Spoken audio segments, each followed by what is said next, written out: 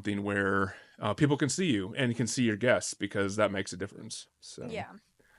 Well, I feel like definitely putting something that you're... I'm gonna.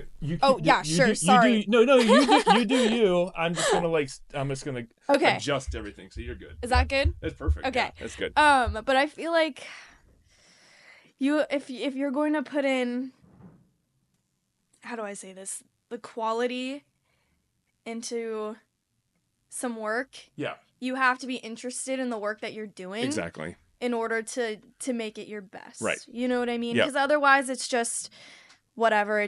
Something has to go out, and that's never going to be... That's right. Yeah. Never going to work. Well, and so in this case, what I want to do is I just want to be able to, I want to kind of stay on a regular rhythm. I don't want to just be like, well, whenever I feel like it, I'm going to put an episode out. Yeah. I just don't want it to be so demanding that it gets to the point where you're like, okay, I'm not keeping up with what I said that I would do, and now I just need to stop doing it again. Mm-hmm. So in this case, I can have a goal. Like in my mind, a goal would be at least twice a month, maybe one on the 1st and one on the 15th, or one, something like that. Yeah.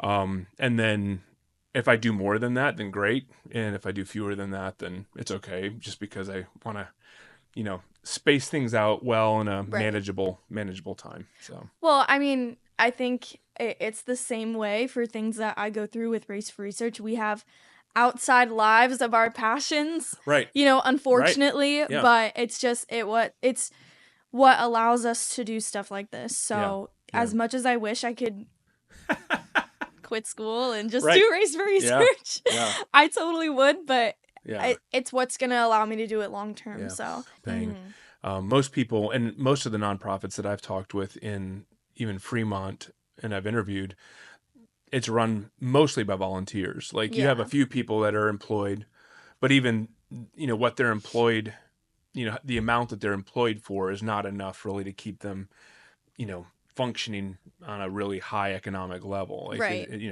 So there, it is when you decide that you're going to volunteer for something and you're going to do something, you kind of want it to be something that you just really love and that you are able to make, your thing. So, which you've done with your Race for Research. All of our board members do not get paid anything. And we've tried to, because obviously all of them come to our event, and we've tried to say, board members will give you your table or tickets at cost. But our board members they say no, we want to pay the full amount, because that's why we're doing this, is because that's the exact purpose, is to raise money for St. Jude. It doesn't feel right. And, I would love eventually in the future, if this is something that does happen to take off that big, to be able to pay them back for all of the work that they've done. Yeah. But as of right now, they just don't want it, because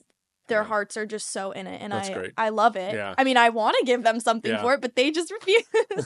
That's awesome. So, yeah. Well, good for you to have a board that is thinking that way. They're awesome. That's great. They're the best. That's awesome. Cool. Yeah. Well, we have some great footage here already, but I'm going to get started. Hey, Fremont, do you know a creative, driven young person that's ready to launch their hustle? The Ohlone College Flea Market is calling all youthpreneurs to be a part of the next event on Saturday, April 12th. Whether it's handmade crafts, collectibles, or one-of-a-kind side hustle, youth vendors are getting a special spotlight this month. And here's the best part. We've got an exclusive discount just for our listeners. When you register for a booth, enter the promo code OFK Podcast 10. That's OFK Podcast 10, and you'll get 10% off your vendor fee. So don't wait. Set up your shop, share your passion, and be a part of a powerful day of community and creativity right here in Fremont. Go to ohlone.edu/flea market to sign up now.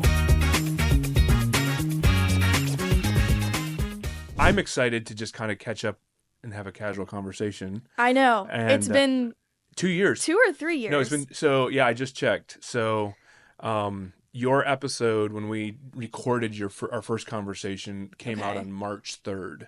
Okay. of 2023. Oh my gosh. Yeah, so this is March Wow. 7th that we're recording this, so it's almost exactly 2 years ago. That's crazy. So yeah. So that is crazy. So I'm excited about hearing everything that's happened since then. It's so good to see you as I know. well. And we got you on camera so everybody else can see you as well. You look great. Thank you. Yeah.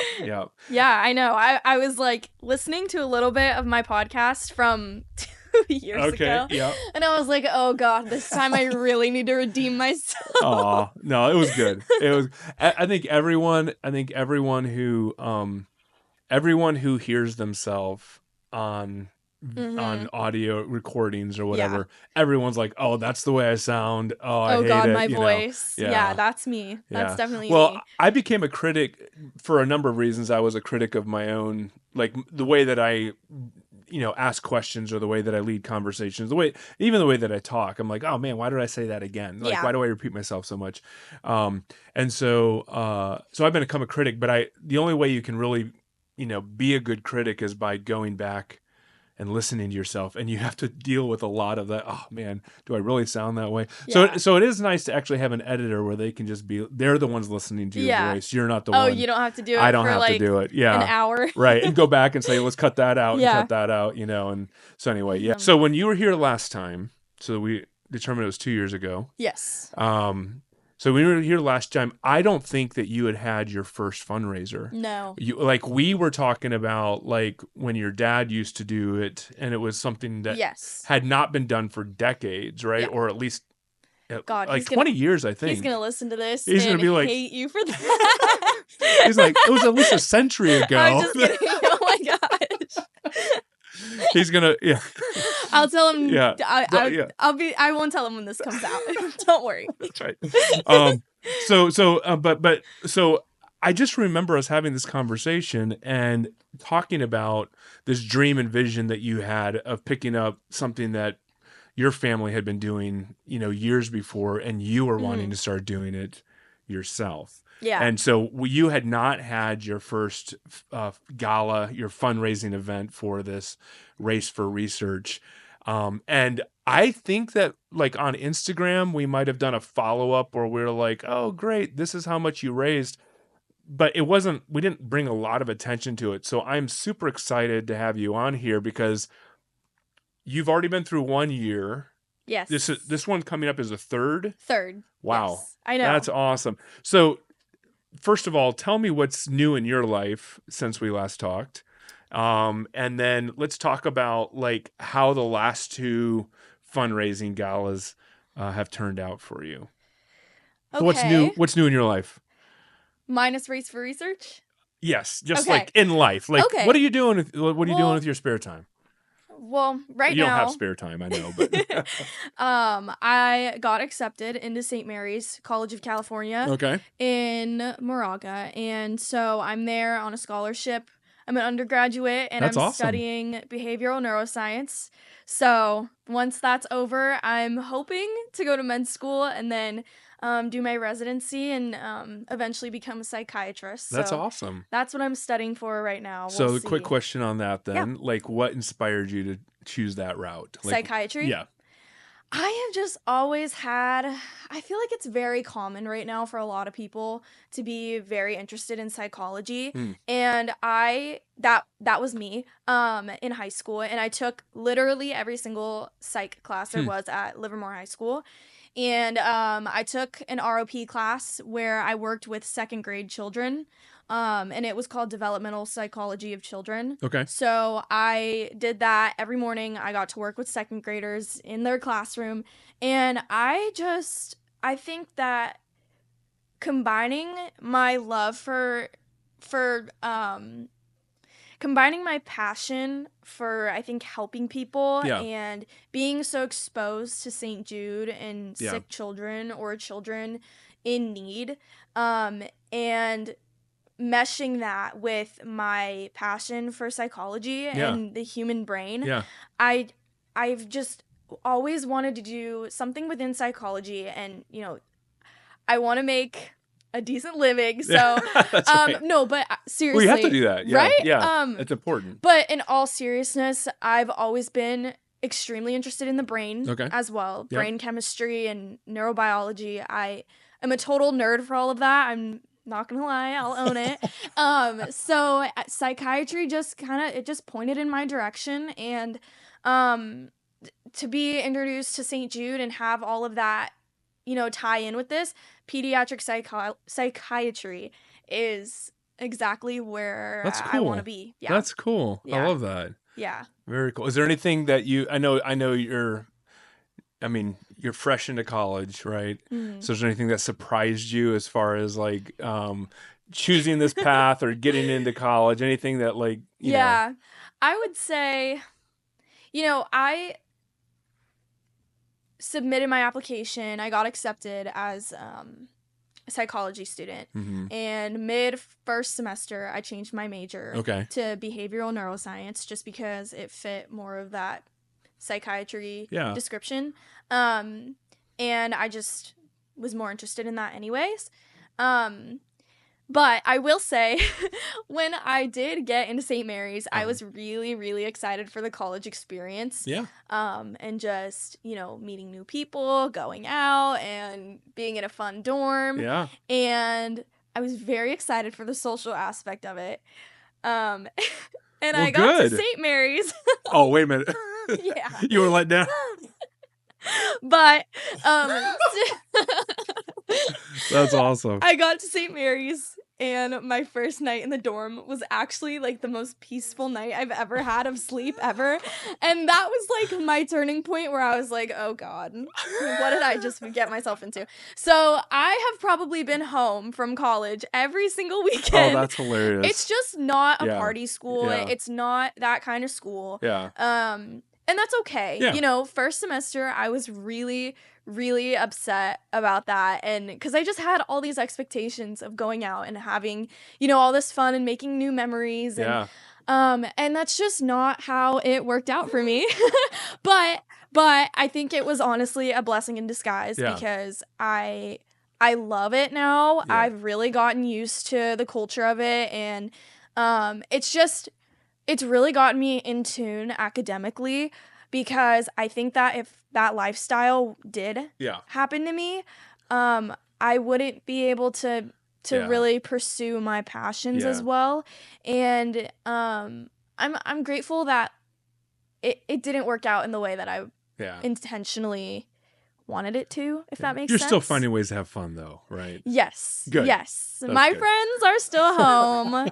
In community college. That's great. But yeah, I've done I did a few visits to Chico, and then Long Beach soon, which should be really fun. Nice. So, but not every weekend. I'm really not an every weekend kind of college student. I really can't. Yeah. I can't with my major. Well, I mean, I think too. I mean, I don't know.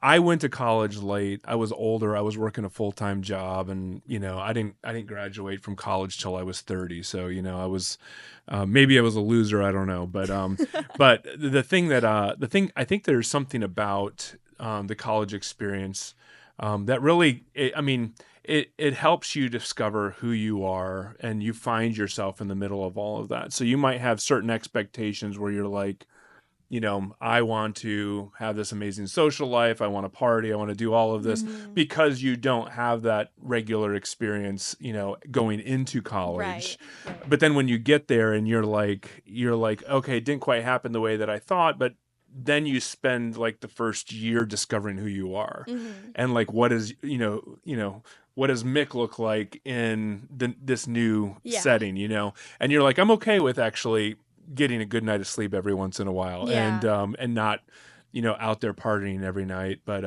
still being able to hold on to the friendships and the social life that you have in other places. Right. And it's been such a positive experience. I mean, for a while I thought I was going to transfer after this year, but I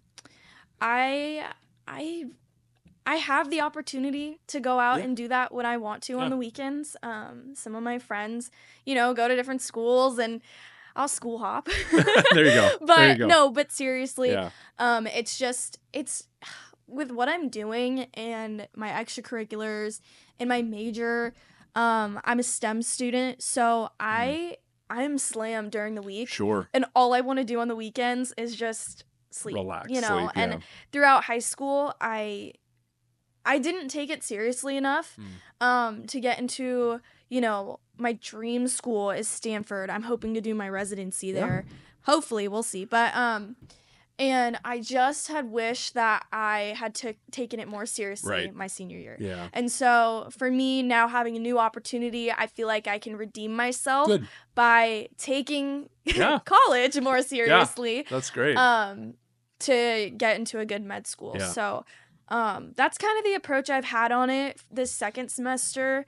But I think everything happens for a reason. And I love being close to home. I love being close to my family and my loved ones and my friends. That's great. And my dogs, you know. I don't think I would want it any other way, honestly. That's cool. Yeah. I think, you know, as you were saying that, I kind of had this idea that I think you might have to, like, I think there's a choose when you're going to pay the cost for the kind of life that you want to have. In other words, you can pay the cost as a freshman and just go out there and party it up, but then you don't get the opportunity of getting into a good med school. You don't get the opportunity of landing these other good, you know, postgraduate, you know, schools or opportunities. And so you paid the cost on the front end when you actually had nothing to offer, you know, versus you do well in undergrad, you land a good med school, land a good graduate school. You're actually making money at some point where you can actually say, now I can actually have fun and I can do this. It's not going to cost me a lot more. And I actually have a lifestyle that will allow me to be able to just enjoy, you know, pick and choose when I want to have a good night out or when I just want to, you know. Right. And, you know, I have had really, really fun nights out, but for me, it's just what I'm doing now, I think is so much more fulfilling for my life than if I were to be going out doing that every weekend. Right. Not saying that I don't like to have a good time. Right. But not every weekend. So yeah, I completely agree. And I think that also, you know, I have a long-term goal. I have a long-term vision. And I'm not picking a career that I'm just picking for the money. I'm picking it because it's my passion. It's what I want to do. And, you know, when I think about, you know, maybe I'll do this instead of studying for my test, it's like, well, what about, you know, what about like my dream? Where's this going to land me? It's like, I can't have all these missed opportunities add up and be disappointed that I didn't put enough time into what really matters to me. You That's know? great. I love it. Yeah. Very cool. Very cool. Yeah. Let me tell you a little bit about Jennifer Petrocelli of Petrocelli Homes. In 2023, I had the opportunity of working with her directly to help sell a home. An organization that I was working with was trying to sell a home in Fremont, and I recommended that we use Petrocelli Homes as our real estate agent. And I'm going to tell you the process, everything that happened in order to be able to get the house on the market and get it sold was a breeze. Working with Jennifer Petrocelli was one of the best things that we could have done in selling that home. If you are looking to buy or sell a home in the Bay Area, reach out to Jennifer Petrocelli of Petrocelli Homes. You will not regret it. So, wow, that you have a lot going on there. The reason we're here, I guess, in some sense, is to find out about your Race for Research and all the efforts that you've done in that. So, what happened on your first two galas that you had? Like, were they success? What did you do? How much did you raise? Like, what did you learn from those? Our first year in 2023, our goal of our total amount was, I think, the goal 50,000. Was the goal 50,000? 50. Okay. It was either 30 or 50, I think. Yeah. I'm sure if we go back and listen to our original episode, which would be episode actually 61, I made sure I knew which one it was. We could probably remember what the goal total was, or the total of the goal was at that time. But I'm pretty sure it was 50,000. 50,000. Okay. But I could be wrong, but I'm pretty sure. And I just remember I was so nervous to find out during the event, because by the end of the night, the end of the gala, we do a big check reveal. So while we're doing our closing remarks, we have about 10 people or so in the back counting up all this money, all this cash, adding up all of these donations so that we can announce at the end of the night to all of these people what they did and what they raised. And I just remember, oh my gosh, standing on the stage, so nervous because my aunt knew the number and she did not tell me. I was like, what is it? What is it? Did She's she like, give you any indication? No, she was like, I am not telling you. And I was like, this is my thing. Yeah, like, you I can't demand not to tell know. me. Yes. Yeah. And I just remember. Is she on the board? Did you threaten to remove her from the board? I should have. I'm going to there do you that, go. actually. There you go. Yeah. You need to tell me or else. Yeah. Yeah, I will. President's orders. That's right. So yeah, they revealed the check, and flipped it around and announced $100,000. Oh my word. For our first event. Word. Like, that's amazing. A year ago from that day, I would have never, ever, ever thought in my life that we would have raised $100,000. Because at that time in my life, in 2022, in May, that was a really rough period for me. And that was about when I really started thinking about Race for Research, I think, and just thinking about how it's something that I really wanted to pursue. And to just go from that rough spot and a year later raise $100,000 in 1 year was it just blew my mind. And at that point, it was something where we realized this is not going to be a one-time thing. This is a long-term plan. Like, this is going to become a business. That's cool. And so we did it again our second year, and our goal was $100,000. That was a really stressful year because I don't know if you remember, but our first year we had tied the event to a racetrack, and we had a race the following Saturday night. Right. And that was our incentive to get people to our event is, come see the race, participate in that, and then stick around for or was it the opposite way around? It was come to the event, stick around for the race the next day. Yeah. And so for racers, it's a lot for them to just travel up from all over California just for an event, so we needed that racetrack. And in, I think, around December or January of 2024, 2024. Yeah. Yeah. It had closed. Oh my word. So I found that out and my heart sunk to the bottom of my stomach. Body, whatever. I was so terrified. And I just remember being so scared that event. And they did the check reveal. And so where did you hold the event? The same place? Oh, same place. Okay. Yeah, because we had already, by that point in December, we had already placed the hold on the ballroom since August of 2024. So there was just no race then? No. Wow. Yeah. And that was really scary because how do you advertise and how do you get people to your event when you don't, people don't want to drive 3 hours to an event, and that's understandable. Yeah. So it was kind of a toss-up, like, however it goes, it goes. And if it's not as successful as the year before, you have this reason. Yeah. And a lot of people told me that, and I couldn't accept it. Yep. It was so heartbreaking to me to have that potential to have that event jeopardized in some way. And it was so, I was devastated. I was so nervous. But anyway, fast forward to the check reveal. Yes. And this time my aunt let me watch her draw in the numbers on the check.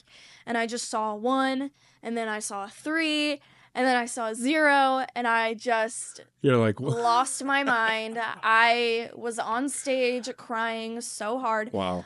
We had raised $130,000.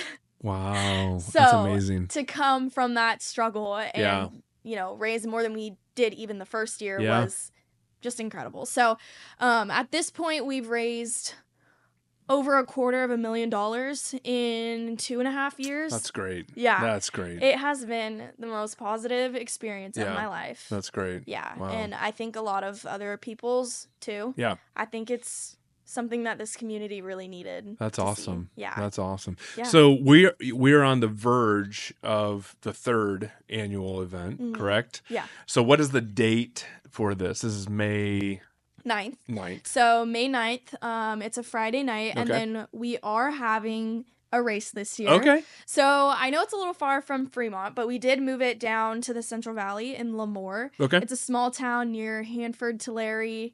Do you know where I know where the Central Valley is. A lot of people don't know where Lemoore is. That's okay. Yeah. Well, the good thing is we have, Google Maps or whatever. Right. We can get there. We can find it. It's 30 minutes away from Fresno, I think. Okay.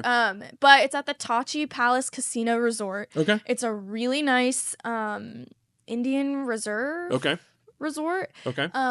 Beautiful.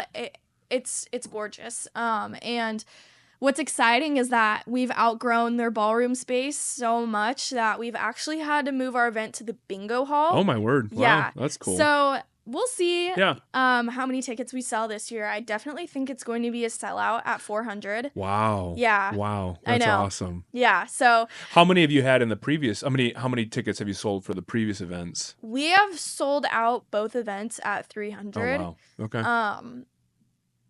This year, the capacity of the ballroom is 750. Okay. We're aiming for 400 because, a lot of the families are going to be new. Moving it down there, it's a whole new culture down there of people. Yeah, it presents a whole different list of challenges, I'm sure. Right. Yeah. And, Bay Area people and Central Valley people are very different.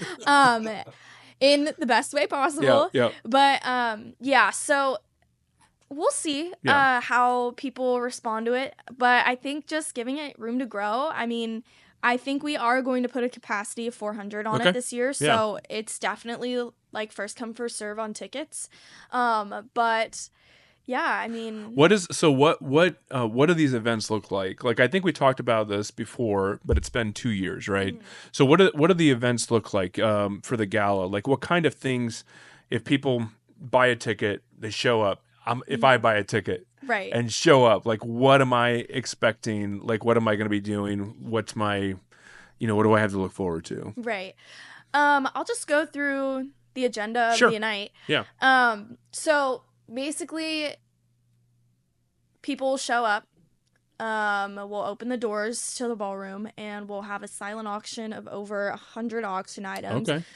They're not just all racing. We have trips and beauty items, food items, memorabilia, That's sports awesome. things, Yeah. anything you can think of. There's something there for everyone. Right. Experiences, everything. And after the silent auction closes, then everybody will go to the ballroom in the gala. Everyone will take their seats, and I will be doing a short opening speech this year. Okay. And then we will have dinner. We'll do some really cool things with the celebrity waiters. One thing that we do is each waiter. I should probably mention this. Okay. Actually, so I'm saying celebrity waiters because they are actually our very own race car drivers. Okay. They sign up to serve dinner to all of the guests who come. So That's we awesome. all dress up in our fire suits, and we serve a salad, a dinner, and a dessert. Okay. And one thing that we do that's really cool to raise money is we have a tip jar for every driver on the table that they're serving. And it's funny because they get so competitive with their tips because the waiter who raises the most amount in their tip jar wins a free custom fire suit, which is at value of I think it's either $1,200 or $1,700. That's awesome. Yeah, it gets really so it's something to competitive. compete for sure. Oh yeah, it's that's awesome. Crazy. We that's have cool. All the little kids who do it. They run around with their tip jars, and they're asking people they're like, "Can you spare some change?" That's awesome. And yeah, so that is really fun to see. And the little girl who's won it the last 2 years, she's won it both years in a row. Her dad's wife, her mom, is on the Race for Research board, and oh my gosh, they ask so many sponsors for money. I swear she's raised $4,000 in her tip jar. Oh my word. That's crazy. Yeah, I know. I'm like, Wow. what are you doing? She has like 5 suits. Well, you need to, like, as soon as she becomes old enough, you obviously need to hire her to be a part of the board. She can put this on her exactly. resume. That's exactly right. Yeah. She can like. I have raised the most amount of tips every year. Yeah, she'll get a job at a restaurant That's really, right. really fast. That's right. But yeah. So anyway, we do that, and then after dinner, we're gonna have a really cool speech. With an ex St. Jude patient. Her story is absolutely incredible. Her name is Tiara Her, and she was a St. Jude patient when she was 5, 6, 7. She was diagnosed with neuroblastoma. Wow. And this was when research was still pretty new. So she was in a group of other children just like her with neuroblastoma, and they tried all these different methods to try to cure them. And she was allergic to this one study that they did, or one, what am I trying to say? This one procedure that they did. Yeah. And she was the only one allergic, and she was the only one who survived. Oh, my word. So wow. She was a huge part of developing research in that way to show people this is what works and this is what doesn't work. So she is just a miracle that she's here today. That's crazy. And she attended my dad's event back in the day, so she has huge ties to us. So she's going to be doing a speech, introducing somebody else who has a similar story. Yeah. And then after that, we'll do a fund a need. So people who want to do donations or anything like that, and we'll also have a live auction. I think some of our live auction items this year are a street bike valued at $8,000. Oh, my word. That's I know. Cool. It's really cool. Wow. Trips to Vegas and Bali, and I'm trying to think of what else. We were going to do the Country Music Awards, but they got canceled this year. I know. Isn't that crazy? Yeah. Oh, I did not know that. Crazy? That is crazy. But yeah, we have a night in the pits with a really well-known sprint car driver. Nice. Super cool That's stuff. awesome. So something there for everyone. And then we'll do closing remarks and the check reveal. That's awesome. Yeah. Very cool. So it's going to be a really fun night. It's pretty much the same format that it's always been, just some new material. Yeah. And we have a great MC. His name is Caleb Hart. He announces for some of the biggest micro sprint races there are in the country. And cool. He's amazing. He works at my biggest sponsor's company, Joe's Racing Products. Okay. So he's super close to my family. He's amazing. We have an amazing auctioneer we hired this year. His name is Freddie, and he is so funny and so entertaining. That's awesome. So, yeah. Sounds like you're picking the right group of people to make this happen. It's picking up. Yeah, we're definitely getting some more experience to know what our event needs to make it better, I think. Yeah. Do you have any nerves going into this year? I know you had like a change with the race being canceled, and I guess you're moving into a new event space, so that's obviously going to create a little bit of uncertainty. But any nerves going into this? A little bit? I have a few. Yeah. I have a lot different than I've had the last 2 years. I feel like within the last 2 years, it's more so of, are people going to like it? Are people going to donate? Are people, is this something where people are going to want to come back? And obviously, it's proven it's proven to be a huge hit. I do have a little bit of nerves because this is almost a completely brand new group being in the Central Valley. Okay. This is about 3 hours away from where our previous event was, and this is a whole new group of drivers. Yeah. So, lot different people, but I think that it will be something they really enjoy. Cool. I think this group will have a lot of fun with it. I think my main concern is probably our formatting for this year. It's a big ballroom, or it's a big bingo hall, space, so it's hard to make that look good. Yeah. So we're gonna do our best. We've hired decorating services and gotten tons of donations on how to really make it look like a formal gala, because this is not something that we want to look like a spaghetti feed or a banquet. Right. I mean, this is like, our philosophy is you spend $100. You're going to get your money's worth. You're going to get a good dinner. You're going to get an incredible night and incredible memories that you're going to remember forever. This is not, you put a ticket in a basket and see who's drawn. You know, this is a really formal event. This is a gala. So that's great. Yeah, I think just being in a new space is always nerve-wracking, I think. That's cool. So since you've raised these funds over the last couple of years, and these monies have been given to St. Jude's, like, have you seen, I know it was kind of your vision that you wanted to recapture 2 years ago and to make this a reality, as you've been able to maybe experience giving those monies to St. Jude and being able to see what they're accomplishing. What has inspired you to continue to keep doing this? Like, have you been able to go and see what the money that you have raised is going toward, and how has that affected you personally as you continue to look at doing these into the future? Yeah. So in June of 2024, I had the most incredible opportunity probably of my life. St. Jude had invited me and my dad to go back to the hospital in Memphis in Tennessee for a new generation event. Okay. And the event was not super targeted towards me. I was still a senior, or I was just had graduated. Just graduating, as a senior of high school. And so this was mainly fraternities and sororities who were there to kind of learn how to embrace philanthropy within their fraternity or sorority. And so I was put with the college students, but I'm not in a fraternity or sorority, so I was just kind of walking around. And I have a really good friend, Hollis Belger, who does another St. Jude nonprofit called Juggling for Jude. She's raised almost $1 million. Oh, my word. So, that's cool.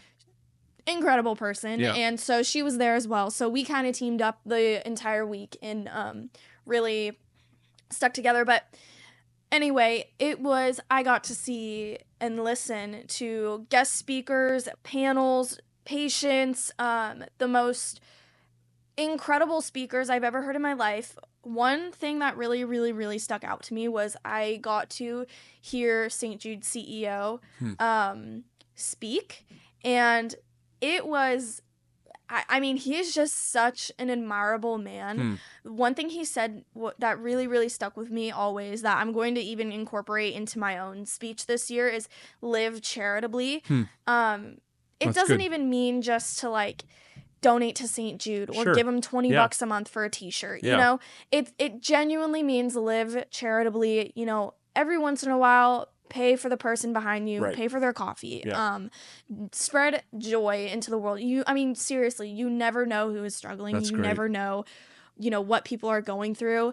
And just imagine the world now, how much better of a place it would be if everybody did a small action every day. That's great. Seriously, when those things happen to you, I mean, it sticks with you forever. Absolutely. Yeah. Or it makes your day, right? Yeah. So living charitably is something that I have really tried to incorporate into my lifestyle. Yeah. And my friend Hollis, she had a panel as well talking about how her passion of soccer has helped her raise money for St. Jude. Basically, she kicks a soccer ball and juggles a soccer ball. She has like the world record or something. Oh, wow. She can juggle a soccer ball for like an hour and a half or That's something. amazing. It's crazy. Wow, that's cool. But her, panel was just saying, use your passions to provide purpose in your life. And that is something that I've always stressed personally too. I resonate with that so much because I have used racing to pursue Race for Research, which has given me fulfillment and passion and purpose in my life. Yeah. I mean, I genuinely think that to live charitably, this fulfills that purpose, if that makes sense. That's great. So I really don't think I'm ever going to stop. And being at the hospital, I mean, you see these sick kids on TV, but when you're there in person, it's like, it's real. It's all awesome. Real. You see the children playing on the playgrounds with their moms, and it's heartbreaking, but also you don't think of it like that way in the moment, because St. Jude is just, I mean, I've talked to people about it and they're like, it's just a hospital. You know, why are you getting so like worked up over this? It's just a hospital. I'm like, no, you don't understand. Right. It's not just a hospital. Yeah. It's this incredible space that Danny Thomas, the original founder, I mean, it's where any child can be cured of cancer for no cost. Wow. No matter where you are from, what your background is. I mean, they don't care who you are. If you need treatment, it's there. You can get it. And to spread that research, I mean, they have hundreds of rooms for research. They have one building that I think is 15 stories tall. It's a research building. They have another research building, and they're currently building a 17-story research building right now. Wow. And I got to tour one of them. It's incredible. And it's just, I can't even put into words like how beautiful this place really is. That's awesome. I really wish that it was something everyone got to experience. But and I mean, it's just so inclusive of everybody. When you walk in to the main research building, the first thing you see is flags hung up on the ceiling of every single country patients have come from, if that makes sense. Yeah, for sure. Workers are from international countries. Wow. Doctors, all these things. It's amazing. They're K Cafe. It's their main cafe in the main hospital. Yeah. And they do not have a separate cafe for patients and doctors. Oh, all patients and doctors, they eat together. That's all great. the nurses, so you can full on have a meal with your doctor. That's I mean, great. it's incredible. That's and cool. You know, there's this one story that really sticks out to me. I hope share you it. don't mind me No, rambling please. about No, this is great. I love it. This is what. Well, you know, yeah. I mean, it's this is it, because it's like you focus on the raising the funds part of it, which is important. I mean, right. It's you know, it's one of the things that you've been inspired to do, but then it's like you want to make sure, and I think for people listening that are also interested in potentially giving funds and showing up as well, they want to know like what happens when I give, like where does it go, what's the result. And I love that there's kind of like just lit this spark, lit a fire, and you're just like let me tell you about it all, so tell me this. Tell me the story. It's just it's just everything to me. Good. I try not to talk about it because I'm not like a super corny person, but it truly is like this experience is truly the reason why I've based my life and my future off of, if that makes sense. Yeah. I mean, it was that impactful for me. That's amazing. Yeah. Anyway. K Cafe. Yes. So, there was this little boy, I guess, who he was super, super sick, and I forget what kind of cancer he had, but he did not want anything that the chef had to make, nothing on the menu, and this little boy from Louisiana, all he wanted was his grandma's mac and cheese, and he told the chef how to make it, and the chef tried, and the kid did not like it. He wouldn't eat it. Yeah. So the chef contacted his grandma, called her from Louisiana, and she sent him the recipe. Oh, wow. The chef made this little boy his mac and cheese, and he ate it. Oh, my word. I mean, but it's just those little things. You know what I mean? Because when your child is going through something as terrible as cancer, I mean, it is so hard to feel like you can live a normal life. I mean, seriously, we, as a healthy person, I take it so for granted. Oh, yeah. We all do. Right, Yeah. exactly. And you can't even have a meal that you crave. Yeah, that's right.